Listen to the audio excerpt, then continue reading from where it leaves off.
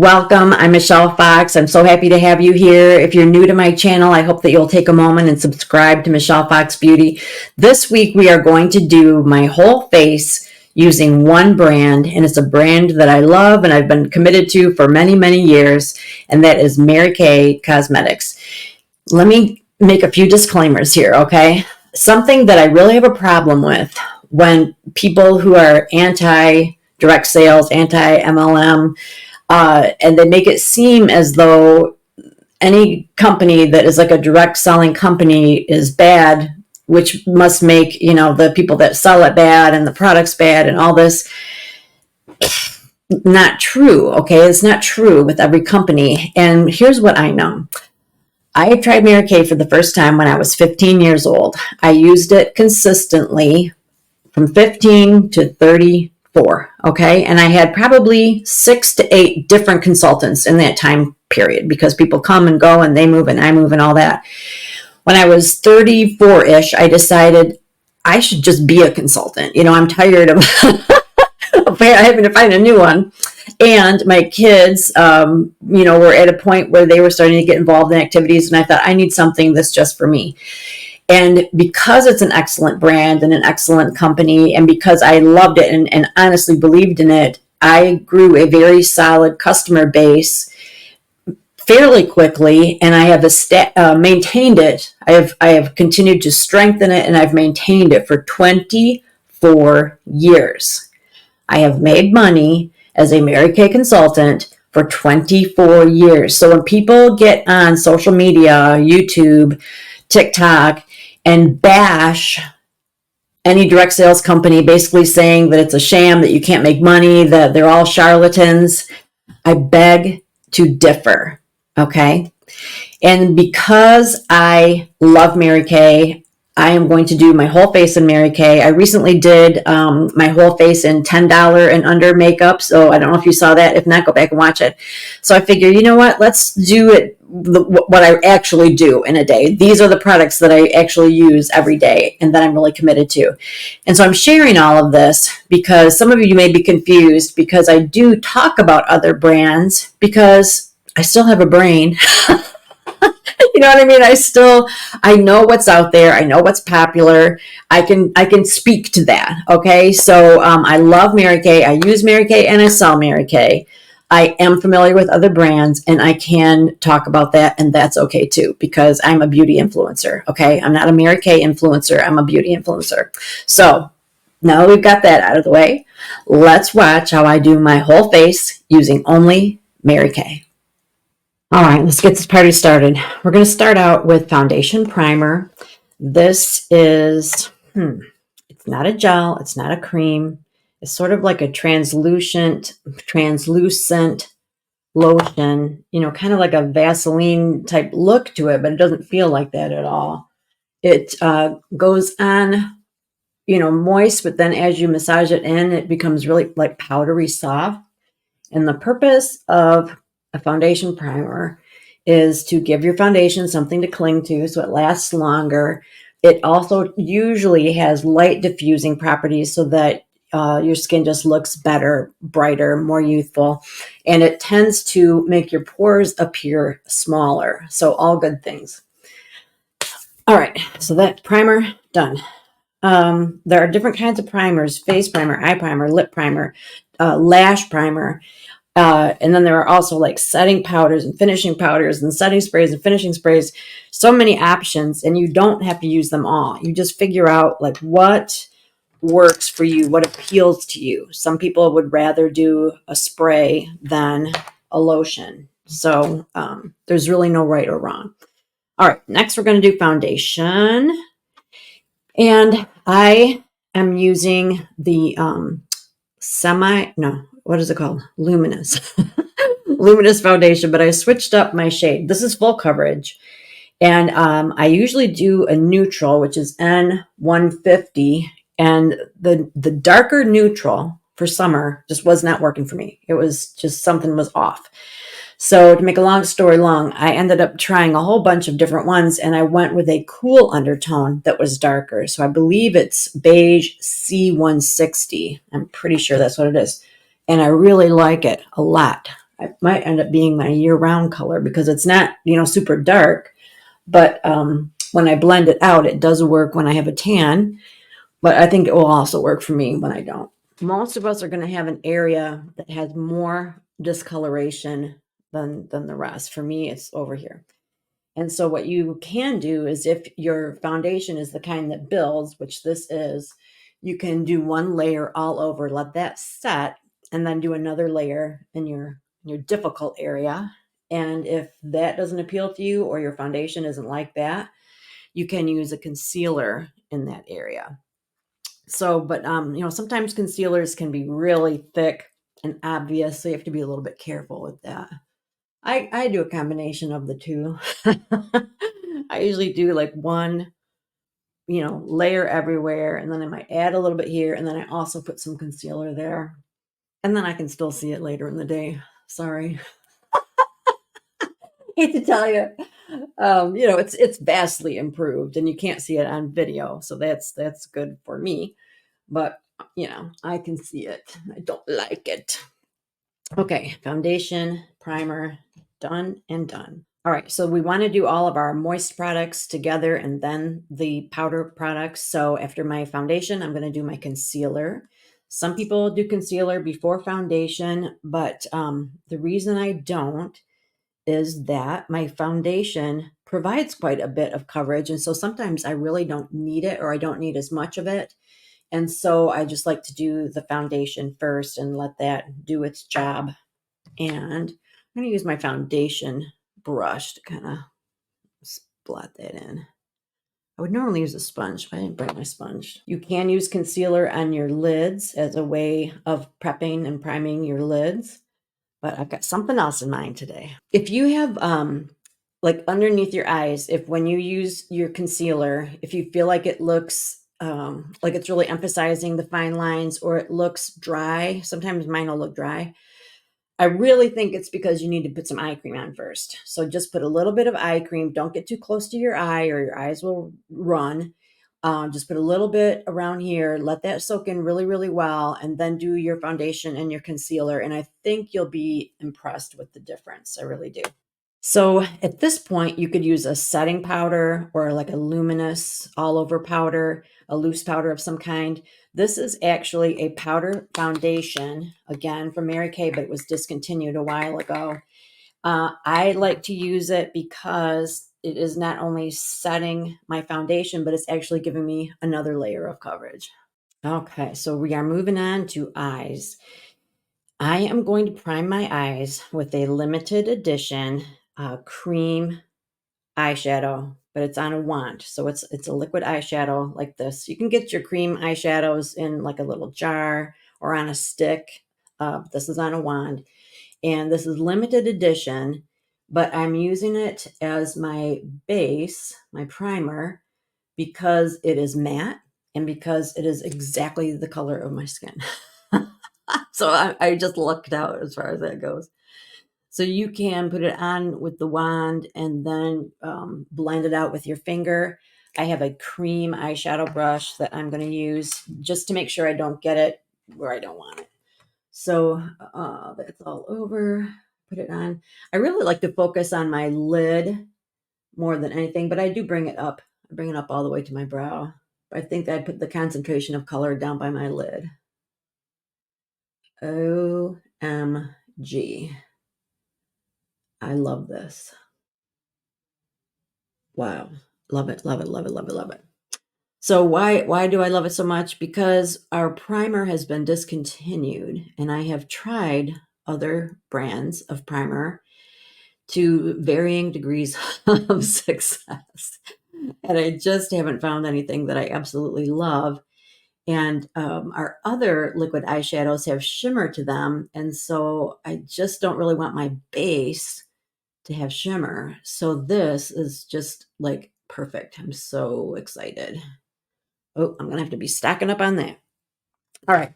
So we need to let that set. So while we do that, we will do brows. And brows, there are so many things you can do with brows now. You've got your pencils, brow pomades that are like paint on kind of thing, the brow mascaras. I am just going to use a very simple precision brow definer. And what I do love about Mary Kay's brow definer is this is so fine. Let me see. This is so fine, tiny, teeny weeny. And so it's able, I mean, precision is the right word. You're able to really get right where you want to be. And gosh, my brows are getting so fine. They're like invisible. Oh, so what I have been doing is I sort of underline underneath, but I have to be careful because I can get off track. And then I will outline the top carefully because again, you can go, you can go too big and it doesn't look good. And then I try to do a little flip at the end. And then I fill in just with short feathery strokes. And I'm going to do this inner area without rounding it out too much. Just going to do the hair-like strokes mimicking what I've got going on in there. And I believe this is brunette. I go back and forth between dark blonde, which I know seems silly for someone with dark hair, and brunette. But like I have said in other videos, if you have dark hair, you should go a little bit lighter with your brows. And then if you have light hair, you should go a little bit darker. And that dark blonde just seems to work for so many people, including me. But this one, I believe, is brunette. I'll double check. I can't go too dark with it because I'm not very good at it. And if I go too dark, it really can look ridiculous. Some people can pull off that super dramatic brow look. I just feel like I look just silly. When you make little mistakes or like there's areas that you kind of want to smooth out, just do it. Okay. It's okay. It's okay to like kind of rub something off or move something over. It's all good. All right, so we're going to assume that the eye primer / liquid eyeshadow is dry. I'm so excited. What should I try? What should I do? Oh, I think we'll do some neutrals, but I might add a little splash of color at the end. I'm going to use our eyeshadow brush. This is just the Mary Kay Oliver eyeshadow brush, and pick up our Biscotti. That is a matte, sort of a creamy white color. And I really like to go quite light with my highlight. I like there to be a lot of contrast. And I'm going to put that right underneath my brow toward the front. I don't really focus too much on the backside. Just go right under this front area. And then I'm going to go in the first half of my mobile lid. So I'm not going to focus over here. I'm going to stay up in here. And this is something new for me. My lid continues to droop worse and worse. And so if I've got like a really bright color that comes all the way down here, it draws your attention to the fact that my eye is very droopy. So I'm not going to do that. I'm going to keep it over here. And so far, that primer feels like it's doing its job. I think it's good. I can feel it like it's got enough tackiness. It feels like it's really gripping this eyeshadow. And that's what I want. So again, I'm just going to do kind of this inner area. I don't usually get real fancy with like the color in the tear duct and stuff like that. I know that it works and it looks pretty. My daughter does it all the time. But I don't know. It's just like one extra step I don't usually take. So this is about all I do with my light color. When it comes to my mid-tone, I think every time I do a video, I'm doing it a little bit different. Today, we are using this smudger brush, which has like a really compact head. I'm going to pick up a mid brown. It's called Hazelnut. It is matte also. Tap off the excess. There are theories where you go above where your crease is. Okay, here's your crease. So your eyeball sits in your orbital bone, and you can feel the orbital bone. So you have an actual crease, whether you can see it with your eyes open or not, that's there. So you can just go right in that crease. A lot of people will talk about going above the crease to sort of create the illusion of a higher crease, which just is more flattering overall. I have gone back and forth, and what I've been doing lately, I'm kind of going back to something I did a few years back, is where I go right in the crease with this small head brush. And then I take a blending brush, and I'll explain what I do later. Something new that I'm doing is I learned this from a makeup artist is I'm not going all the way even to the outer corner of my eye. I'm starting in like maybe right here with my crease color. I noticed that when I had my makeup professionally done, she did very little in this outer area. And the final result was that it really gave me a lot of lift because, again, it's not drawing attention to my droopy area. So coming right in here. And so this time I'm right in the crease for real. You can feel it. You can feel the divot. And again, I'm not going to bring it down too far either. So it's just a pretty modest area. But you do want to make sure that you're getting a decent deposit of color.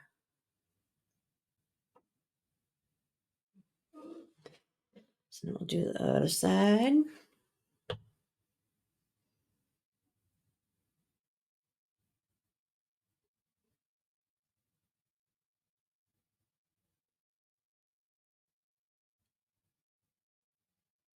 I do like this liquid eyeshadow as a primer.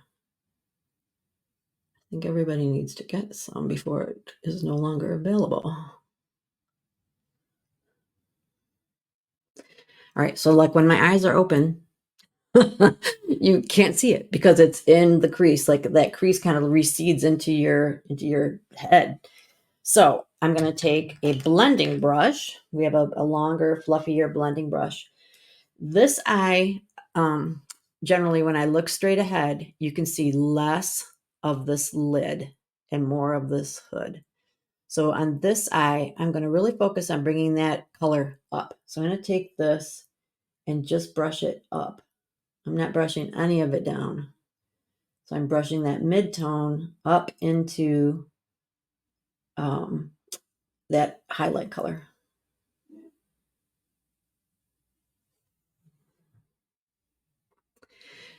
This one, more of my eye shows. And although that's a good thing, I want it to match this eye. So what I'm going to do to fix it is I'm going to take that mid-tone and I'm going to bring a little bit down and a little bit up.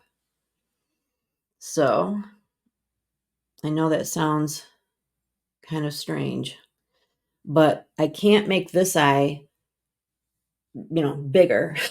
So I'm going to make this eye smaller is pretty much what I'm trying to do. So I'm bringing it down and I'm bringing it up. So this is kind of going all over the place. And that's a good thing. And then the idea, I want balance. Okay, so that's the goal. All right, so now I need to decide what I want to do in that outer corner. I think I'm going to do navy because I've got a navy shirt on. I'm going to use, what do we call this? I believe we call this the crease brush. It's angled, but I'm using it as to put my accent. And I used to really focus on like the outer V, as they say. Again, I noticed with the professional makeup artist that instead of doing a V, she did really like a straight line from like the thickest part of my lash straight up toward my brow. Again, limiting the area that she was working with, which in essence made my eyes look lifted. It was very interesting. Let's see if I can do it. I've been practicing.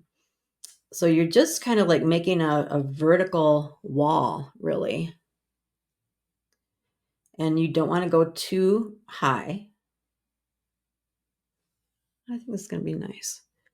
And then once you've got that laid down, just bring it toward your crease, toward that mid-tone in the crease.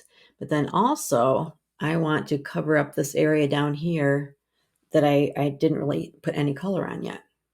So I dipped back in. I'm coming back on here. Ooh, I like this a lot. This, I have never been able to get this much color payoff from this shade. I think it is due to that, what I'm using as a primer. I really do. This is exciting. And the more you blend it out, then the less oomph it's going to have. So you'd kind of decide how umphy you want it to be. I'm middle of the road. I'm going to bring this in.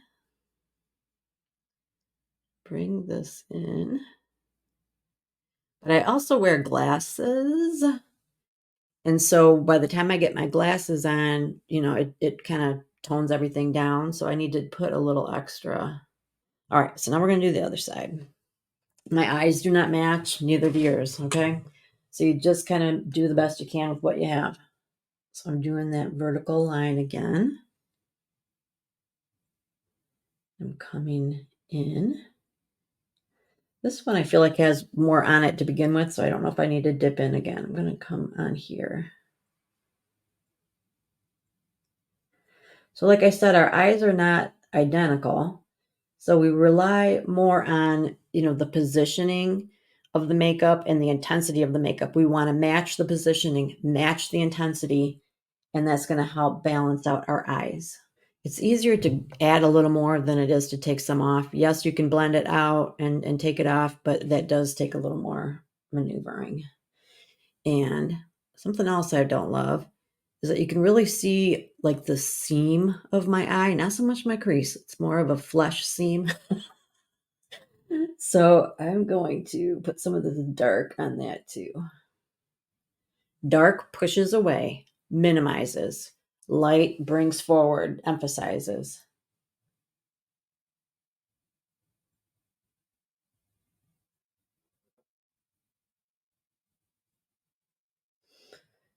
All right. And I can tell this is farther over than this one, so I need to keep going.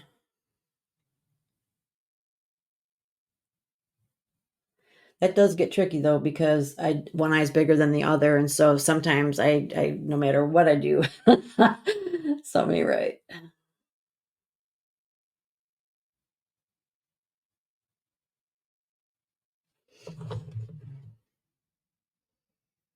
Okay. Now I can go back with that long blending brush and just kind of smooth that out. Blend it out, smooth the edges. Sometimes a really crisp edge is a nice thing. I more often will go for a softened edge.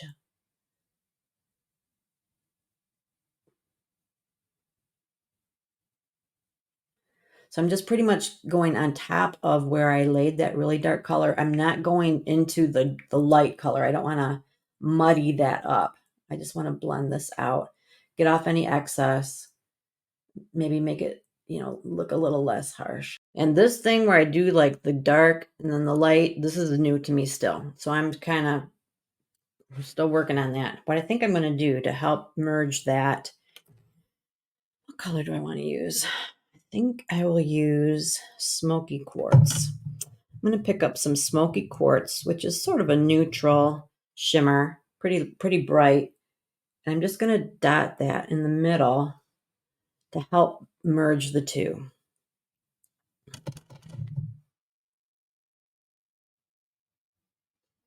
So I'm just putting it on my middle finger. I'm just setting it on. And then I just kind of pat around it.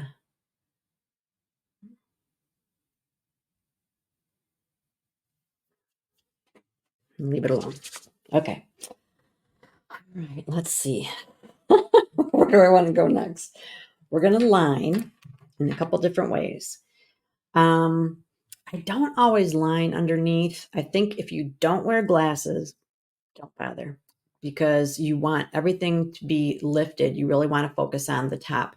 Because I wear glasses and sometimes you can't see all, everything that I've done up here, but you can see down here, I feel like I need something under there. But I'm not going to use my black eyeliner under there. That's too much.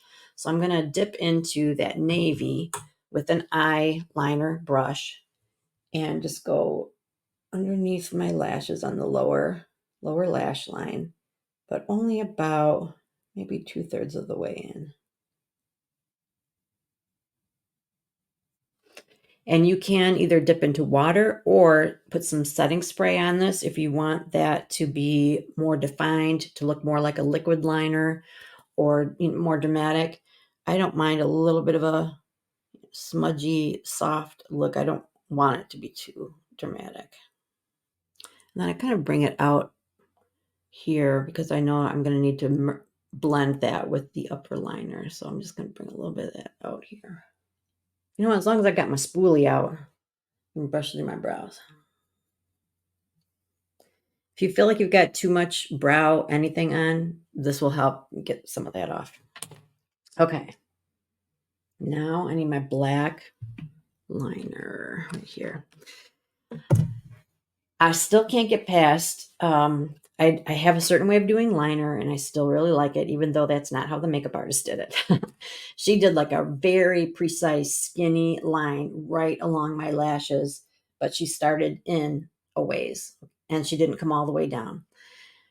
I like to start a little bit high, like not on my lash line, but higher than that, and come straight across and stop pretty much like above my iris. So let me see. So I start out here and I come straight across until I reach reach the flash. And so yeah, that leaves a like a blank area that I go back in and fill in. So that is sort of a cat eye, very mild.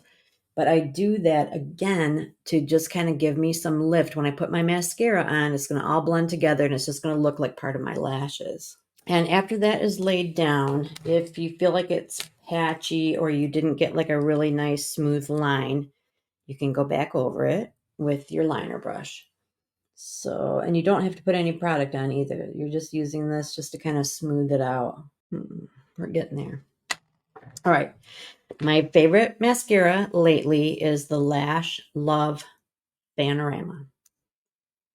I don't know why it took me so long to fall in love with this, but it gives you a lot of drama without a lot of work. I love the look of false lashes, but they are a lot of work and oftentimes they will irritate my eyes.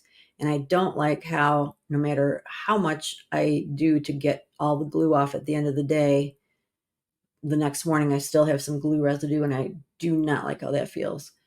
So what I love about this mascara is that you can build up with this to have the look of false lashes.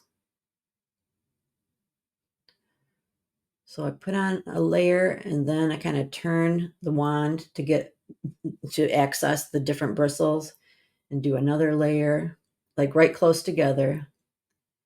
And then I might use the tip to fan it out to get the really tiny baby hairs at the end, to get the very tips. And then I usually will do my lower lashes just with this without dipping back in.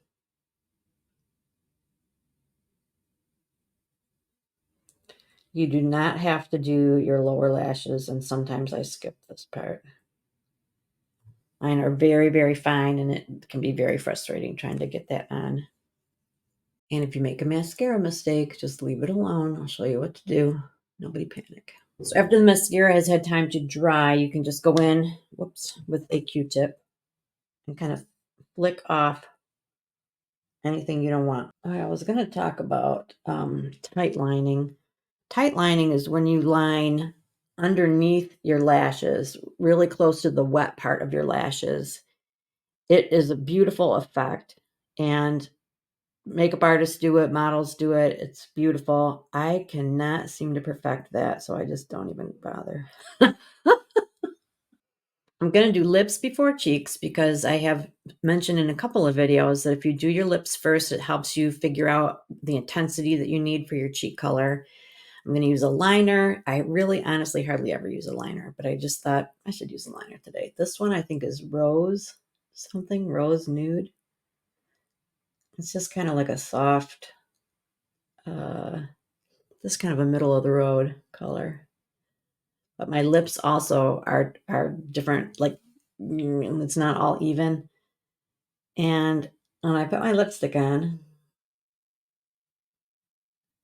I feel like it really emphasizes that.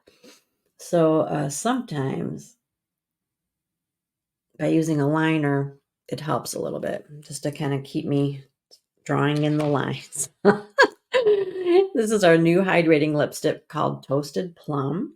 I'm putting it on pretty heavy. First time I tried it, I just put like a smear of it on and I was like, oh, that's kind of light. I like to wear mine a little heavier. Okay, excellent. Moving on to cheek color and then we're done. This is how I do cheek color. I have like all these different colors and I go doing, doing, doing, doing, doing, doing, doing, doing, doing, doing, doing, doing, doing, doing, doing. I can't ever decide which one is the one, and so I just combine a whole bunch of them. I've done that first ever, and I'm just going to stay right on my cheekbone toward my hairline. If you are going to be on a Zoom call or something, go a little heavier than usual because this can really look washed out on camera. And this is our cheek color brush.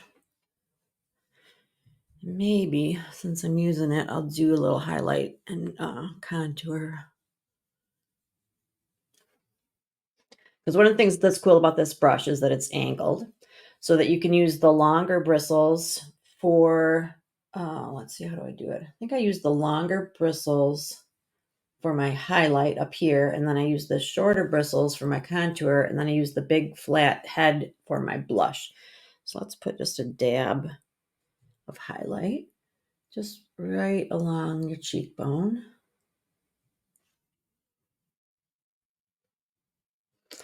And then I'm going to put some contour here. Just go just slightly underneath, but not too low. That can just look kind of weird. And you don't need a lot. That's the other thing that looks weird. And then whatever I have left, I might kind of do a little sculpting. So the idea of sculpting is taking off what you don't want. So I'm going to sculpt this area out here and over here, and then like the very bottom of my chin. That's all stuff that I would like to kind of push away in order to make my face look more oval. Ooh la la. And then I will take a big fluffy brush and just kind of go over everything, make sure that it all looks blended. And at this point, I usually do setting spray, but I just ran out. And I'm like, I think I only have one on my shelf, and I hate using my last one just in case a customer needs one. So I'll wait until my next order. So, but watch how much this will diminish when I put my glasses on, as far as like, it won't look so intense. Like you can hardly see it now. So that's why if you are a glasses wearer, you want to put a little more drama up in there. All right. So, God, my hair. I just got it colored like a week ago, but I think she used like a lighter color to color it. And so it looks not that great.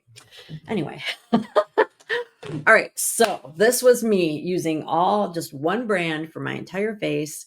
It's a brand that I love and I believe in. If you want any more information about it, reach out to me.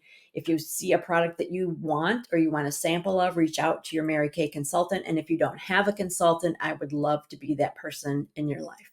So take a quick moment and subscribe to Michelle Fox Beauty so we can stay in touch, because I'm coming back next week with more fun. We're actually going to be doing some micro needling. So first time I've ever done it. You'll do it with me, okay? So you want to be subscribed so you don't miss that. So thanks so much. I hope you learned a little something. I would love to hear in the comments if you learned something, if you want to contribute an idea, a tip, if you have a favorite Mary Kay product, let us know, or a favorite shade. That's always fun to hear. So thanks so much, and I will see you next time.